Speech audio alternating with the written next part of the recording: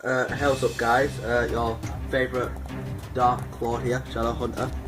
Today I am with. How you doing, mate? I'm pretty good. How are you, man? Right. Well, three things before we get started. Please make sure to like and subscribe for future content. And also my condolences go out to the brave firefighters that are fighting the terrible bushfires that have burnt half of Australia already. Keep fighting the great fight and it'll be over one day. And also, spoiler warning, as we are discussing the Rise of Skywalker. You have 3 seconds. 3, 2, 1. Right, we'll start off with the rating of the film and your reasoning behind it. So, out of 10, where would you rate it?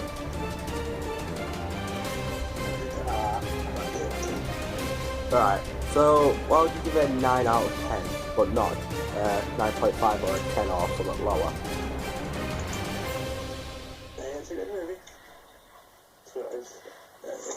The only reason I'm rating 9 out of 10 is Disney changed it. You know, it's not the actual JJ's, you know, Disney changed a lot of it.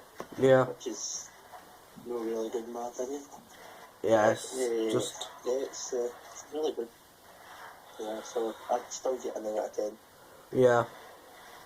That's the thing.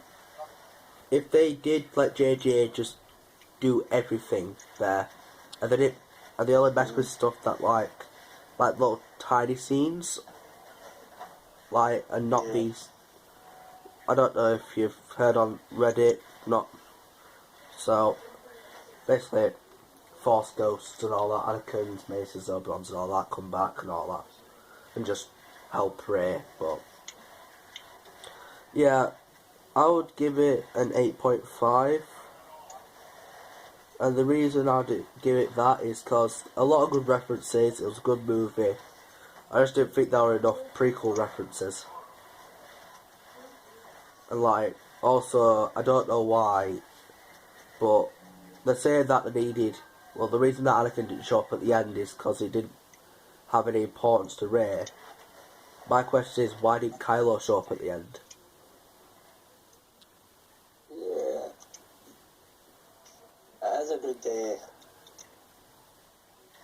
you know, as you say, the ending, people like Kylo, but in my opinion, he didn't need to. If you get where I'm coming from. Yeah, I could see that, but like, if they wanted to push Rey into becoming a Skywalker, and if they had these Skywalkers that really influenced her into doing that, which were Luke, Leia, and Kylo, or Ben, as he's now more known in the film as. That's where I'm kind of coming from here. Yeah. Right, so we're going to talk about our favourite scene in the film. We'll do 2 favourite scenes, most shocking scene, and then we'll discuss the Act 3, as I like to call it. So, what is your top 2 favourite scenes in the film? I'd probably say first scene, Kylo Ren meets Palpatine. I think it's a really, really good scene. Yeah, probably the only scene that they kept in that was JJ's. Yeah, exactly. A second scene, I'd have to say the bit, you know, when it's near the end, Palpatine's nearly winning, then Lando and Chewie come out of nowhere with the entire... Oh, with the ships. Yeah, I think that's because you can see a lot of ships, like Rebels, the Clone Wars, all the X-Wings and that. I think it's really good. I will agree with the Kylo meets Palpatine one, and to be honest, the ship scene was really good, and it really did remind me of Avengers Endgame a lot, that scene, so Yeah. I'll give him commemorations for that. But I think one of my favourite scenes is, to be fair, just any scene with Babu Frick, to be honest with you. I like Jar Jar is really good. I'd definitely say the scene where they wipe 3PO's memory. Yeah, it was a little addery. When I went to see the addery team, man, because I thought you were going home, but it did have... most people know it did end kind of well. Yeah. It had all emotions in that scene, like sadness, because you would think that C-3PO like would have, like in the trailer you would have thought that C-3PO might be dying, might have died, might be dying or might have died, and then you just have Babu Frick there just to be the funny one. It's like, hey! Or something like that. Yeah, I think he's a really funny character. Yeah. I mean, they did have like 6 more minutes of footage of him, but they thought that it would end up as Jar Jar. No. You see, Disney's kind of just took JJ's work and put it in the bin. Yeah. I remember seeing Babu Frick just pop up in Zori Bliss's ship, just like, yay! When Poe asks who's flying the Starfighter. Yeah, I will say, that's probably one of the only times, except from a droid, that they'll probably get someone who's very funny in Star Wars. Yeah. They don't really have a lot of scenes with Arthur and that, and Yeah. because it's, you know, it's all about the Skywalkers, you know. Yeah. Well, You know, and yeah, it's a really good movie. yeah.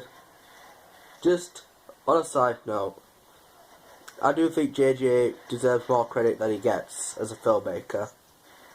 Because, like, some of my mates still think that Star Wars is boring and all that, and that's their opinion.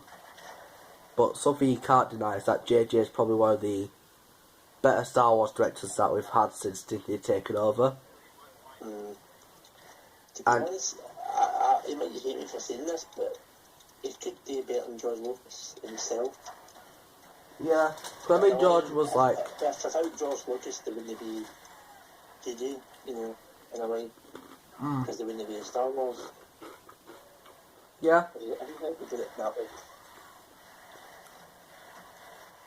Yeah, that's very true. I do think they are both on par with each other. But I would give it to George Lucas on that end. Just because he didn't, like, really take a lot of inspiration from it. Whilst JJ did, but he kind of had to. Just because of the 40-year legacy that Star Wars has. I mean, Empire Strikes Back is 40 years old this year. It's back. Yeah. Alright, well, let's move on to Act 3 of Rise of Skywalker. Now, this was the scene where the battle has started. You see a lot of stuff. Palpatine, even though he looks strong in that film, that's the weakest he has ever been as a Sith Lord.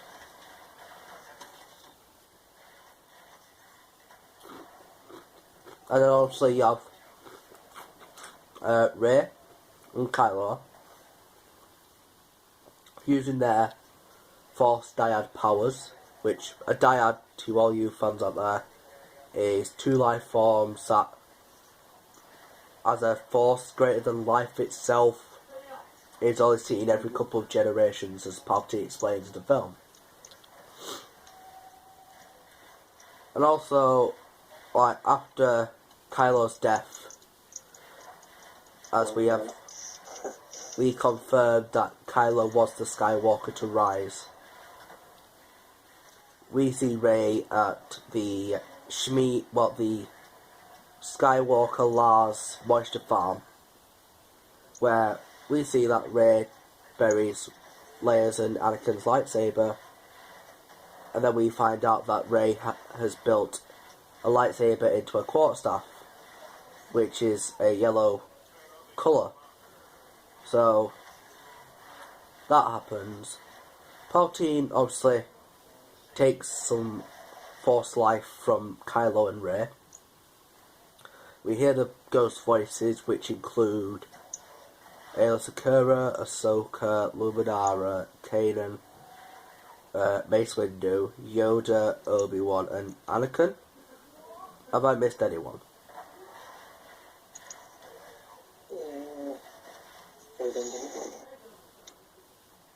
Right. And then, obviously, poor Finn and all that, they get the job done. I mean, to be fair, Finn was actually supposed to use the Force to open up that hatchet. But obviously he didn't, because he'll cut out and BB-8 had to open it.